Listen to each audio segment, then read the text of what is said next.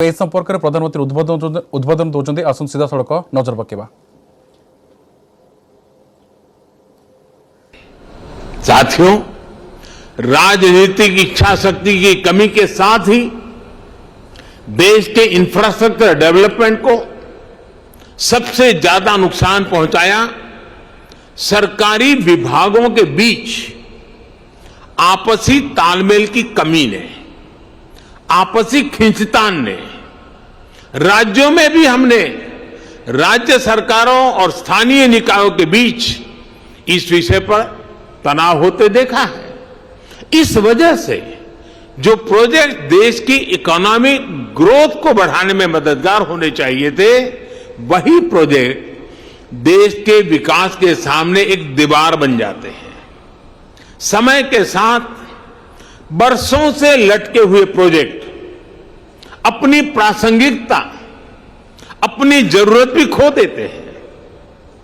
मैं जब 2014 में यहां दिल्ली एक नई जिम्मेवारी के साथ आया, तो भी ऐसे सैकड़ों प्रोजेक्ट थे जो दशकों से लटके हुए थे। लाखों करोड़ रुपए के ऐसे सैकड़ों प्रोजेक्ट्स की मैंने खुद समीक्षा की। सरकार के सारे विभागों, सारे मंत्रालयों को एक प्लेटफॉर्म पर लाकर खड़ा कर दिया, सारी रुकावटों को दूर करने का प्रयास किया। मुझे संतोष है कि अब सबका ध्यान इस ओर गया है कि आपसी तालमेल की कमी की वजह से परियोजनाओं में देरी ना हो। अब होल ऑफ गवर्नमेंट अप्रोच के साथ सरकार की सामूहिक शक्ति योजनाओं को पूरा करने में लग रही है। इसी वजह से अब दशकों से अधूरी बहुत सारी परियोजनाएं पूरी हो रही हैं। साथियों, पीएम गति शक्ति अब यह सुनिश्चित करेगी कि 21वीं सदी का भारत इंफ्रास्ट्रक्चर प्रोजेक्ट में कोऑर्डिनेशन में कमी की वजह से ना पैसे का नुकसान उठाए और ना ही समय गंवाए। पीएम गति शक्ति नेशनल मास्टर प्लान के तहत रोड से लेकर रेलवे तक, एविएशन से लेकर के एग्रीकल्चर तक विभिन्न मंत्रालयों को, विभागों को इससे जोड़ा जा रहा है। हर बड़े प्रोजेक्ट को, हर डिपार्टमेंट को सही जानकारी, सटीक जानकारी समय पर मिले, इसके लिए टेक्नोलॉजी प्लेटफॉर्म भी तैयार किया गया है। आज यहां कई राज्य के मुख्यमंत्री और राज्यों के अन्य प्रतिनिधि भी जुड़े हैं। मेरा सभी से आग्रह है कि जल्द से जल्द आपके राज्य भी पीएम गति शक्ति नेशनल मास्टर प्लान से जुड़कर अपने राज्य की योजनाओं को गति दें। इससे राज्य के लोगों का भी बहुत लाभ होगा।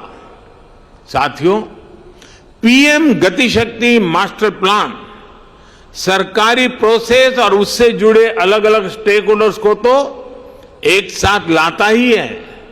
ये ट्रांसपोर्टेशन के अलग अलग मोड्स को आपस में जोड़ने में भी मदद करता है। ये होलिस्टिक गवर्नेंस का विस्तार है। अब जैसे गरीबों के घर से जुड़ी योजना में सिर्फ 4 दीवारी नहीं बनाई जाती, बल्कि उसमें टॉयलेट, बिजली, पानी, गैस कनेक्शन भी साथ ही आता है। ठीक वैसा ही विजन इसमें इंफ्रास्ट्रक्चर के लिए भी है। अतीत में हमने देखा है कि उद्योगों के लिए स्पेशल जोन का ऐलान तो किया जाता था, लेकिन वहां तक कनेक्टिविटी या फिर बिजली, पानी, टेलीकॉम पहुंचाने में गंभीरता नहीं दिखाई जाती थी। साथियों, ये भी बहुत सामान्य बात थी कि जहां सबसे ज्यादा माइनिंग का काम होता है, वहां रेल कनेक्टिविटी नहीं होती थी। हम सभी ने ये भी देखा है कि कहीं पोर्ट होते थे तो पोर्ट को शहर से कनेक्ट करने के लिए रेल या रोड की सुविधाओं का अभाव होता था।